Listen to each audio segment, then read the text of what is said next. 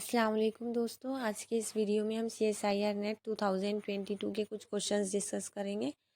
पिछले वाले वीडियो में हमने कुछ क्वेश्चंस देखे थे। अब इस वीडियो में हम कुछ नेक्स्ट क्वेश्चन कवर करेंगे। तो हमारा पहला क्वेश्चन है number of lone pairs in N3CN and N3SCN। तो इन दोनों में हमें बताना है कितने लोन पेयर्स हैं। तो N3CN में 4 लोन पेयर है, एक ये वाली नाइट्रोजन की, ये निगेटिव चार्ज की 2, इस वाले नाइट्रोजन की 1 एंड इस वाले नाइट्रोजन की, टोटल 4 लोन पेयर्स। इस वाले नाइट्रोजन पे कोई भी लोन पेयर नहीं है। और N3SCN में ये नाइट्रोजन के 2, इस नाइट्रोजन की 1 लोन पेयर, इस नाइट्रोजन की 1, 4 और 2 सल्फर के extra lone pair. Therefore our correct answer is 4 and 6।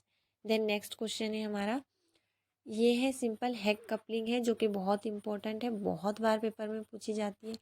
इसमें होता क्या है, आर बॉन्ड एक्स जो रहता है हमारा, एक्स क्या है, हलाइड है। इस पे जब हम पैलेडियम ऐड करते हैं तो हमें मिल जाता है R bond palladium bond X. First step oxidative addition. Then second step में क्या होता है, दिस आर बॉन्ड PDX पे जब हम आर बॉन्ड मेटल को रिएक्ट करवाते हैं, यानी कोई भी आर बॉन्ड मेटल बॉन्ड हो सकता है, अल्किल और मेटल का बॉन्ड, तो हमें मिलता है R bond palladium bond R. ये एक्स की जगह आ जाता है आर। अब जो थर्ड स्टेप होती है, बहुत ही सिर्फ ये 3 स्टेप हमें याद रखनी है, हमारा पूरा क्वेश्चन सॉल्व हो जाएगा और बहुत बार पेपर में पूछा भी जाता है। पहली स्टेप में क्या था, आर बॉन्ड एक्स था, सिर्फ बीच में पैलेडियम ऐड हुआ। दूसरी स्टेप में एक आर और मेटल का बॉन्ड था, तो ये एक्स की जगह पे आर लग जाएगा। देन उसके बाद सेकेंड स्टेप में हमें ये मिला था R bond palladium bond R. अब सिंपल पैलेडियम निकल जाएगा और आर बॉन्ड आर बन जाएगा। सिर्फ हमें दोनों मॉलिक्यूल के जो अल्किल पार्ट्स होते हैं, यानी कार्बन वाले पार्ट होते हैं, उन दोनों को आपस में कंबाइन करवाना होता है। हैलाइड निकल जाएगा और कार्बन कार्बन बॉन्ड फॉर्म हो जाएगा। तो देखिए आप यहाँ पर ये जो हलाइड है यहाँ से निकलेगा और इस वाले मॉलिक्यूल में ये जो आर बॉन्ड मेटल बॉन्ड है, ये PHR है और ये हमारा मैग्नीशियम मेटल है।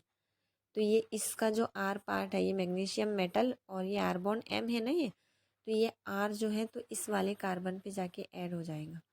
तो जिस साइड से Cl जाएगा उसी साइड से PH आएगा जाएगा। सिंपल हमें इस आर का और इस आर का बॉन्ड फॉर्म करने का है, आर बॉन्ड आर। तो हमारा करेक्ट ऑप्शन है, आंसर है ऑप्शन सी।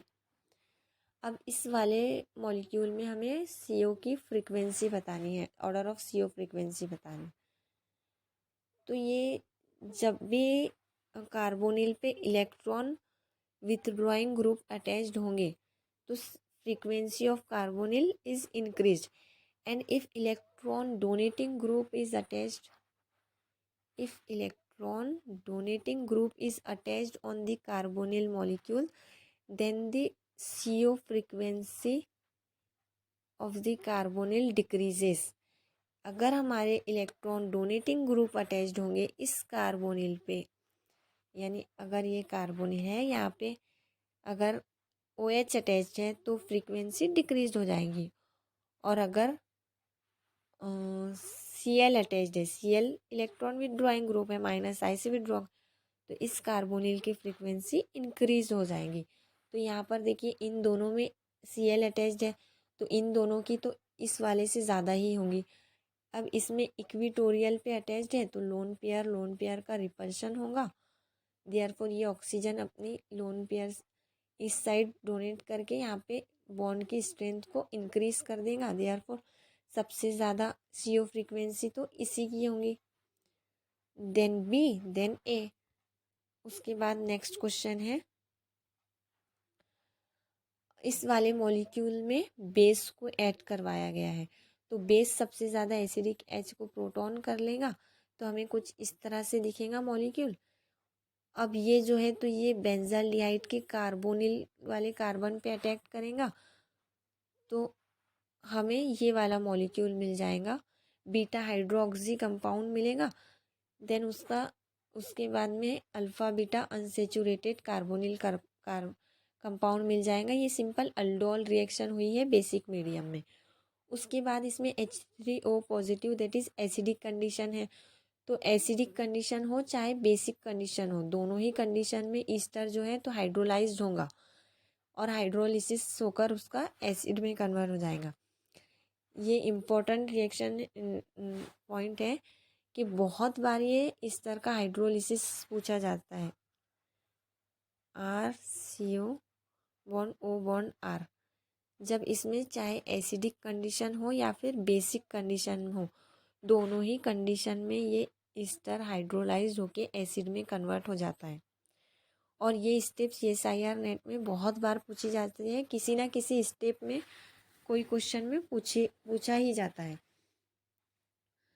तो यहाँ पर देखिए ये कन्वर्ट हो गया है एसिड में, लेकिन ये जो ईस्टर है ये अल्फ़ा बीटा अनसेचुरेटेड ईस्टर है और अल्फ़ा बीटा अनसेचुरेटेड ईस्टर का हाइड्रोलिसिस नहीं होता है एसिडिक मीडियम में। Therefore option C is our correct answer. इस वाले में तो दोनों को ही हाइड्रोलाइज्ड करवा लिया गया है। एक ऐसा एक ही ऑप्शन है जिसमें सिर्फ इस वाले को हाइड्रोलाइज्ड करवाया गया है। देन नेक्स्ट क्वेश्चन है, हमें इन दोनों का रिलेशन बताना है, ये आपस में कैसे है। तो ये एक जैसे ही तो दिख रहे हैं हमें। ये देखिए दो कार्बन, ये दो कार्बन CH2 और फिर ये ब्रिज हेड पे मिथिल, ये ब्रिज हेड पे मिथिल और इस साइड ब्रिज हेड पे मिथिल। अगर आप इसको थोड़ा सा रोटेट कर देंगे तो हमें यही मॉलिक्यूल मिल जाएगा। Therefore both are identical.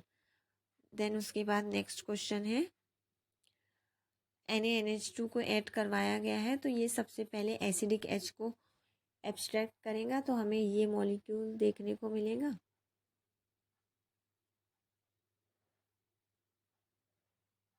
Then उसके बाद में इस वाले क्वेश्चन में मुझे थोड़ा सा डाउट है, आप एक बार चेक कर लेना, ये मैं रहने देती हूँ। उसके बाद हम देखते हैं question number 25। Ozonolysis produces pentanoic acid and carbonic acid. तो हमें कौन सा ऐसा मॉलिक्यूल है जो ओजोनोलिसिस, जिसका ओजोनोलिसिस होगा तो हमें पेंटानोइक एसिड और कार्बोनिक एसिड मिलेंगे। तो O3 ये H2O का जब हमने करवाया तो ये क्या करता है, सिंपल डबल बॉन्ड को ब्रेक करवाता है। इस साइड भी carbon C double bond O बन जाएगा और इस साइड भी C डबल बॉन्ड O बन जाएगा। तो हमें ये ऑक्सीडेटिव ओजोनोलिसिस है, देयरफॉर एसिड में कन्वर्ट होगा और ये हमें मिल जाएगा फॉर्मल्डिहाइड। इसका फर्दर ऑक्सीडेशन होके हमें कार्बोनिक एसिड मिल जाएगा। देयरफॉर 1 हेक्सीन इसका करेक्ट आंसर होगा। देन नेक्स्ट क्वेश्चन है,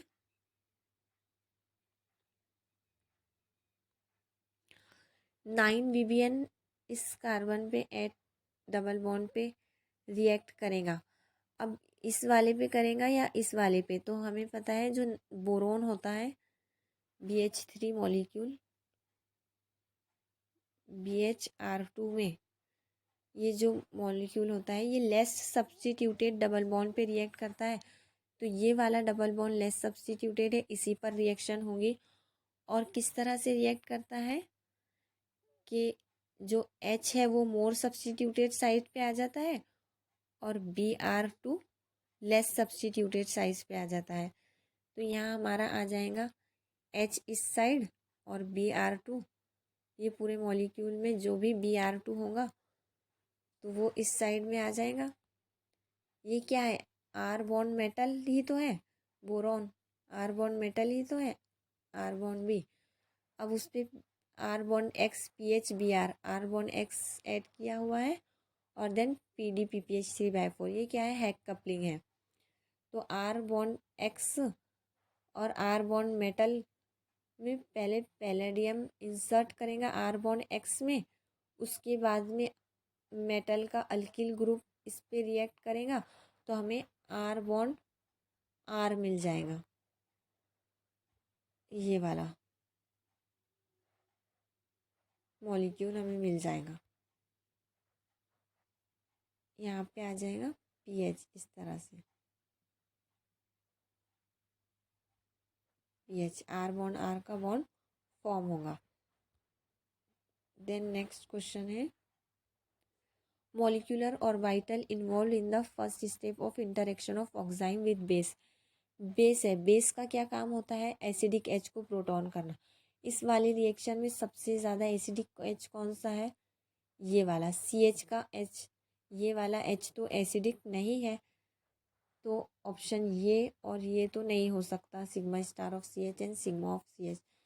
बेस है, इसके पास लोन पेयर्स होंगे, ये लोन पेयर से इस H को एब्स्ट्रैक्ट करेगा, तो जब भी सिग्मा बॉन्ड ब्रेक होता है मतलब सिग्मा स्टार इन्वॉल्व हो रहा है, सिग्मा बॉन्ड फॉर्म हो रहा है, तो सिग्मा इज यूज्ड, और सिग्मा बॉन्ड ब्रेक हो रहा है तो सिग्मा स्टार इन्वॉल्व हो रहा होगा। Therefore option C is our correct answer. Thank you.